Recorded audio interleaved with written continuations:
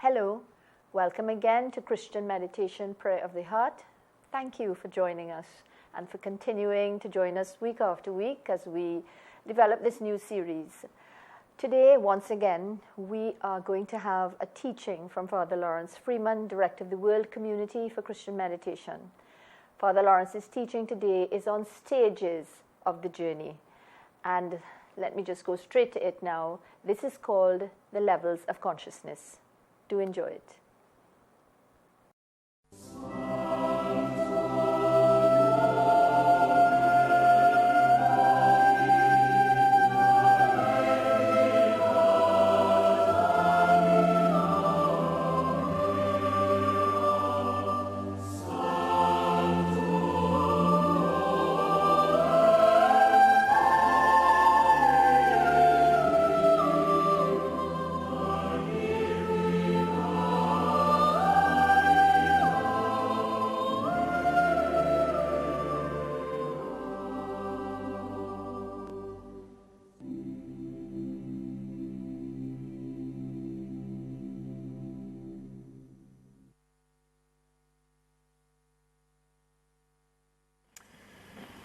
As Peter said, I'm on my way to London very shortly, and that is a certain type of journey.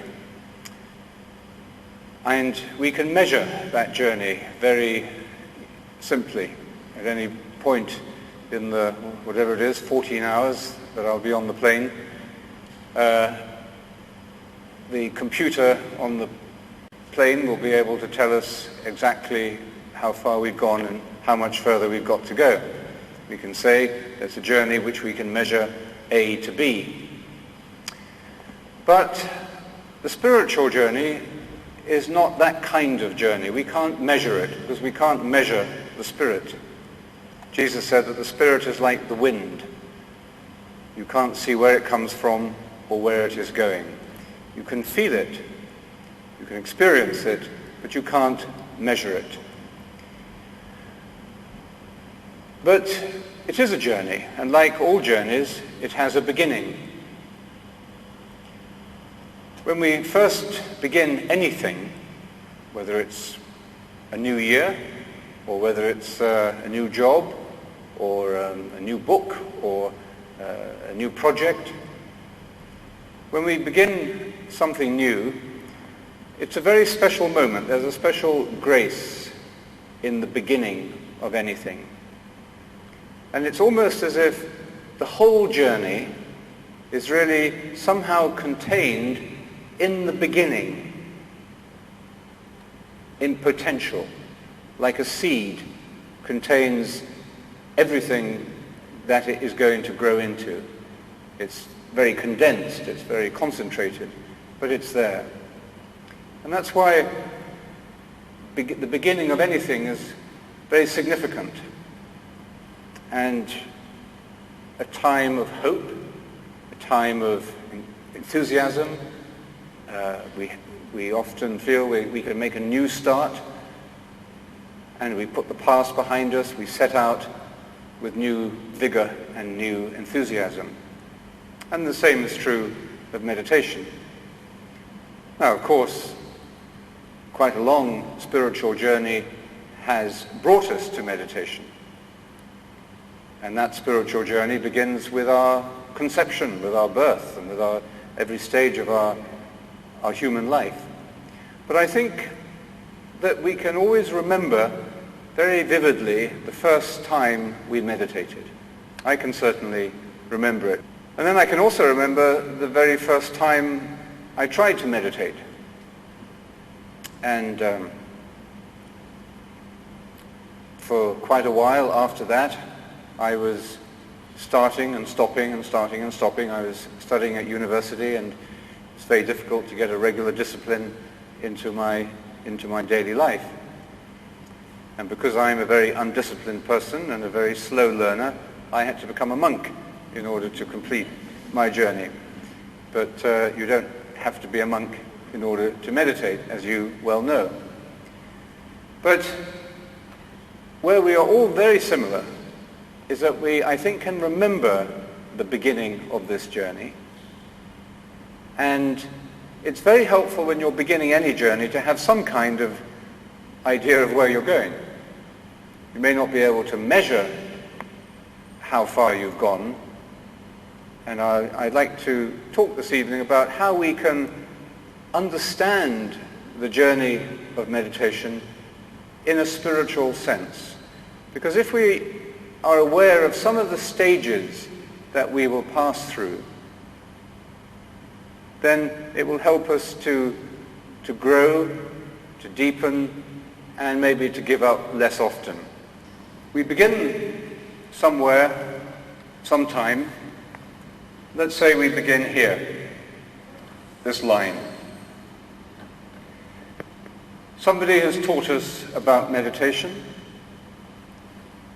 We have responded to it in some intuitive way. Something in our heart has responded to this teaching of silence and stillness and simplicity. And we're told to say the mantra. And it's a very simple teaching. Perhaps it's the very simplicity of the teaching that attracts us, because we feel very complicated, very confused. Our lives may be very stressed. We may have many problems. And the very simplicity of meditation offers us a wonderful freshness. People often say they have a feeling of coming home when they begin to meditate, or a feeling of great relief that they can move into a deeper openness to God and let go of our words, our thoughts, our images, and so on.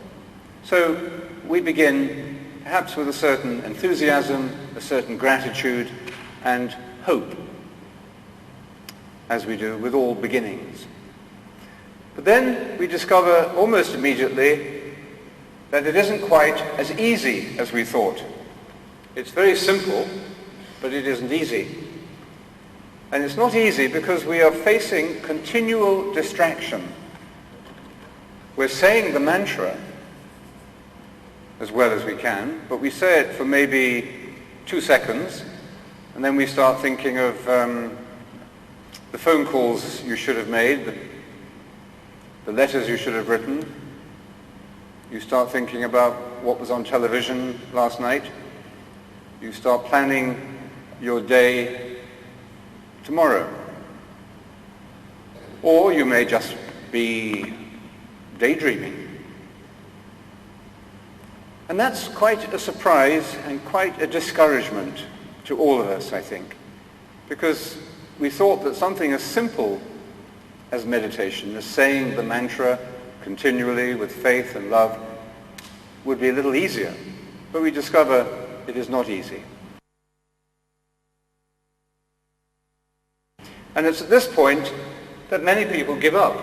Many people give up very quickly because they get discouraged or surprised, and they think perhaps, I'm not cut out for this, I can't do this, I'm not a meditator. The important thing to remember is that we all face the same problem of distractions. John Cassian, who wrote this, the 10th conference on meditation in the 4th century, this was the teaching that inspired Father John to restart his journey of meditation. John Cassian focuses precisely on the problem of distractions. He says this is the problem, the universal problem, that everybody has to deal with.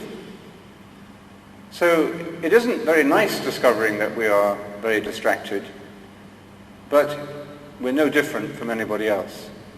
And that's where we need perhaps the encouragement and the support of a group, a meditation group. We need the support, encouragement, and the example of other people to help us get through that first hurdle. And many people stop and start maybe a couple of times before they really get going. Now, if we do continue, then very gently, very silently, the mantra begins to drop into our heart, into a deeper level of consciousness. We don't see this happening. You can't measure the progress. It isn't as if it's like 3 inches today and 3 centimeters the next day. We're using metaphors, obviously. Jesus uses the metaphor of growth when he speaks about the kingdom of God. He says the kingdom of God is like a seed that a man takes and he plants it in the soil, and then he goes away. He goes to bed at night, he gets up in the morning, and he does his work. And all the time, the seed is growing in the soil, how he does not know. So the mantra begins to root itself more deeply in our heart. And then it brings us to another level of consciousness. And in this level of consciousness, we find a different kind of distraction. Because this level of consciousness is like the hard disk of our memory, of our lives. Everything that we've ever done, everything that has ever happened, whatever has happened to us, whatever we've thought or said or done or had done to us or think that we had done to us, everything is there, stored away as part of our very personality, our very individuality. Everything that makes up this unique person that God is creating and that we are helping to create, everything is here in this level of consciousness. Now,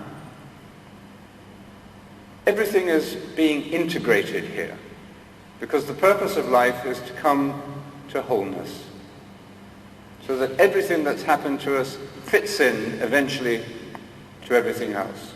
So we become a whole, integrated person. But some things that happen to us aren't so easy to integrate. Terrible shocks, painful losses, difficult physical or mental suffering, or times of emotional pain or confusion,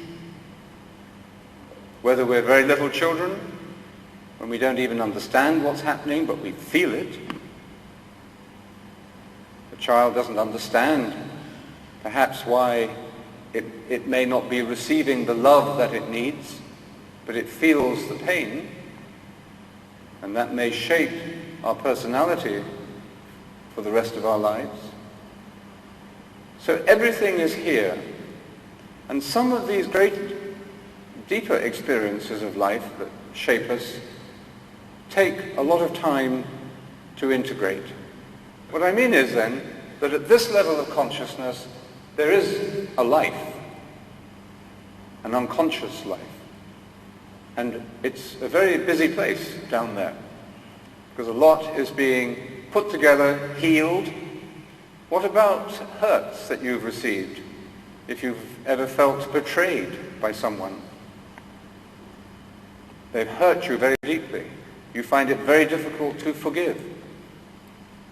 Maybe you get on with life, and after a few weeks or months or years, you don't think about it anymore. But when you do think about it, or when you see that person, or when you even see that person's name, there's a little trigger, and some of those old feelings come back. And maybe you say, well, I don't want to think about that. Let's get on with things.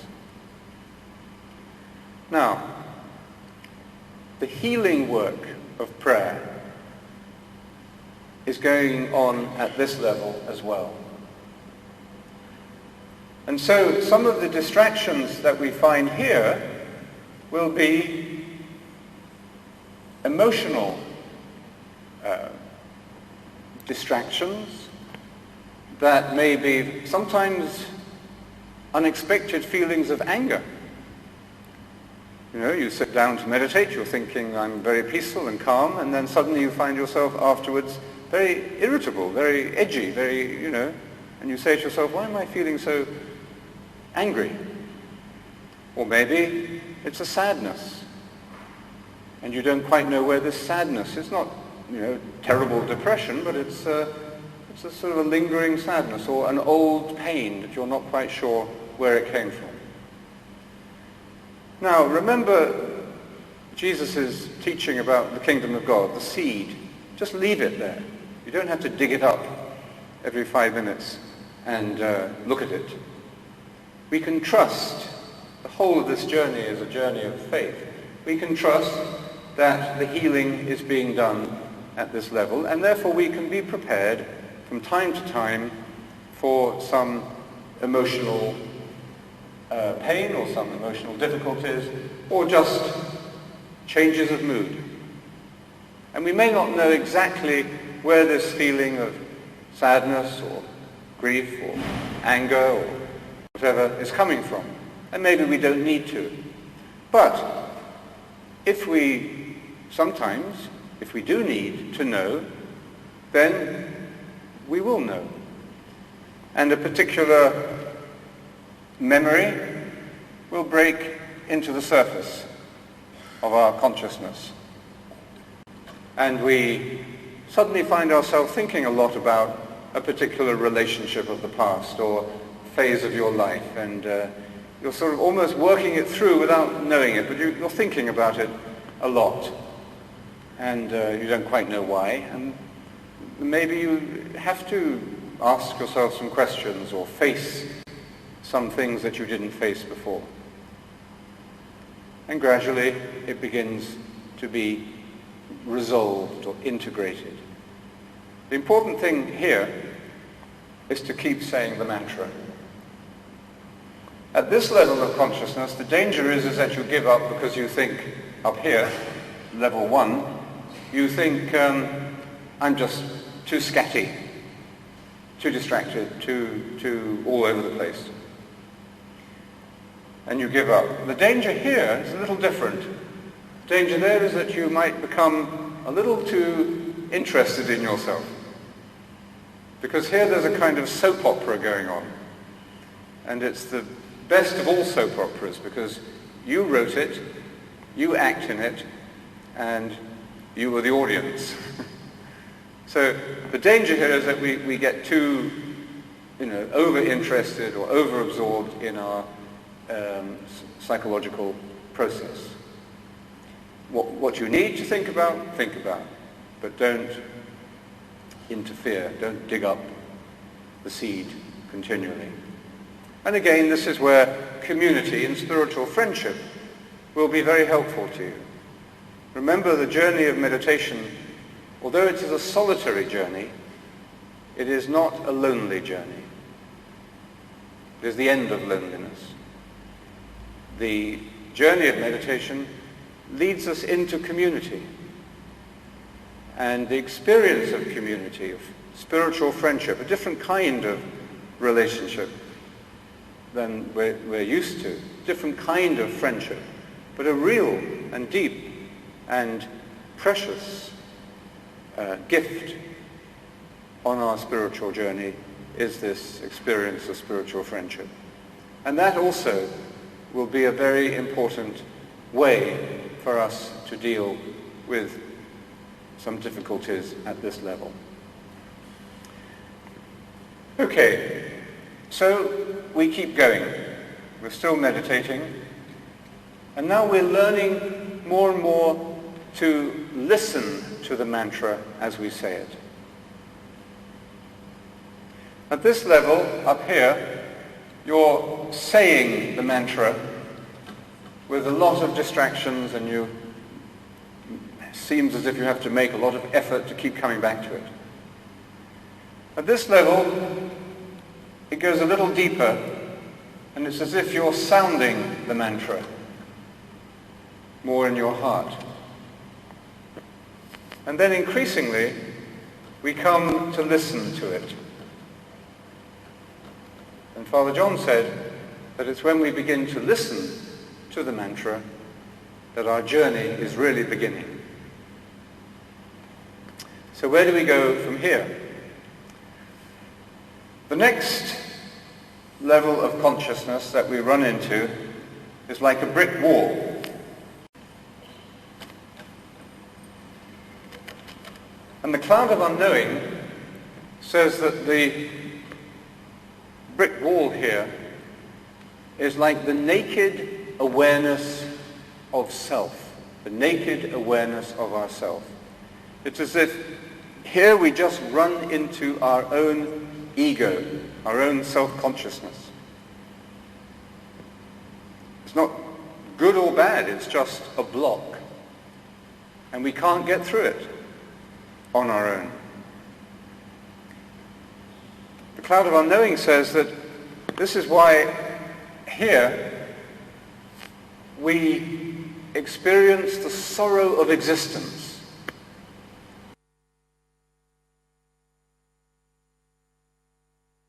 And it's a beautiful idea because it's not the same as depression, but the sorrow of existence is the sorrow, the sadness that we feel because the ego always prevents us from being fully open, fully present.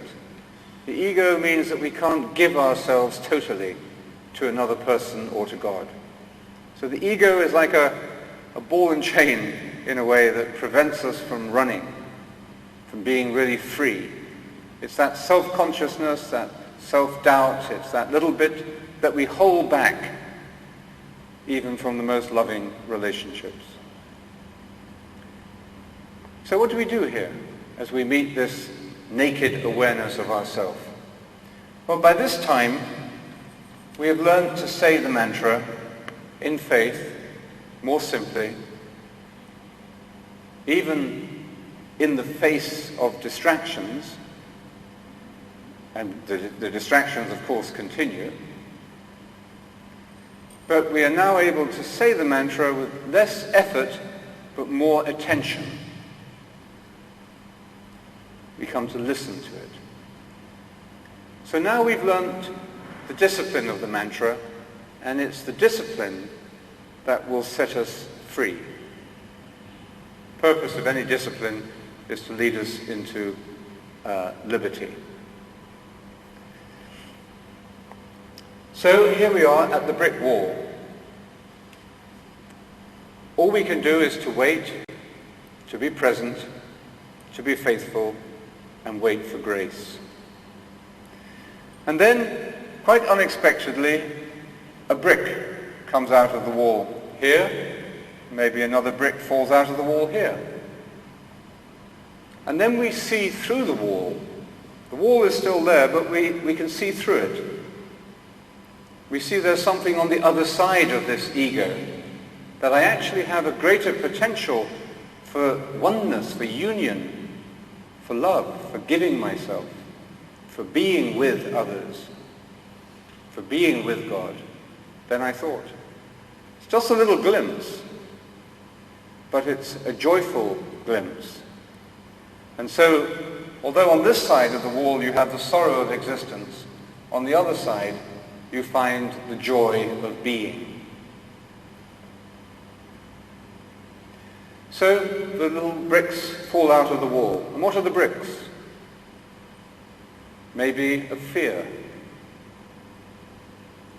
or a resentment, or some way that we're defending ourselves against God and against love, against other people, or a prejudice, or some kind of guilt or shame, or some desire that is not appropriate. Little by little, these desires and fears of the ego begin to drop out. And now, it's at this level that we break out of the circle altogether.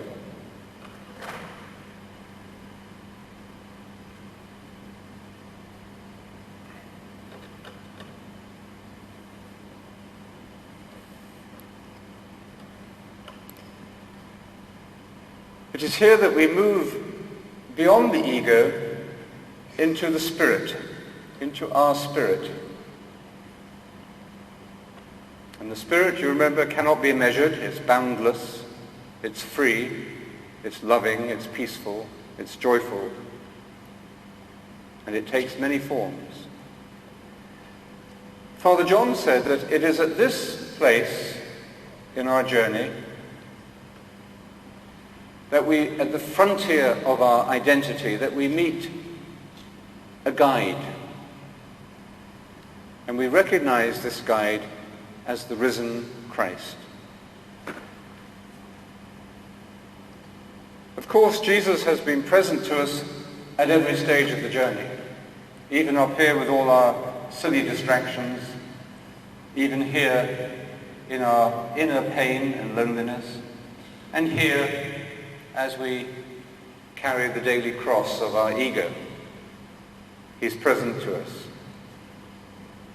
But it is here that in a very special way, and a very personal way, we experience and recognize him. You remember in the Gospel of John, Mary of Magdala comes to the empty tomb and she weeps because Jesus has been taken away from her. She turns and she sees Jesus standing there in the garden, but she doesn't recognize him. She thinks he is the gardener. And she says to him, "Where have you put the body of Jesus?" And Jesus says to her, "Why are you weeping?" Question that is a very compassionate and healing question. And then he says to her, "Mary." And at that instant her eyes are opened and she recognizes him. And she says, "Rabboni, Master." Now the whole of the Christian journey is about coming to this experience of recognition. It's as we move into self-knowledge, and remember the whole of this journey is bringing us into deeper and clearer self-knowledge. It is when we move beyond the ego into the knowledge of our true self that we are also able to recognize Jesus. And so here, our journey in Jesus, with him and through him, in the Spirit, moves into the infinite and boundless ocean of God.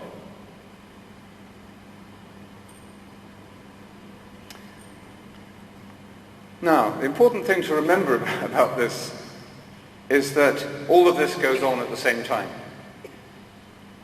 It isn't as if this takes 3 months, this takes another 3 months, and this takes another 3 months.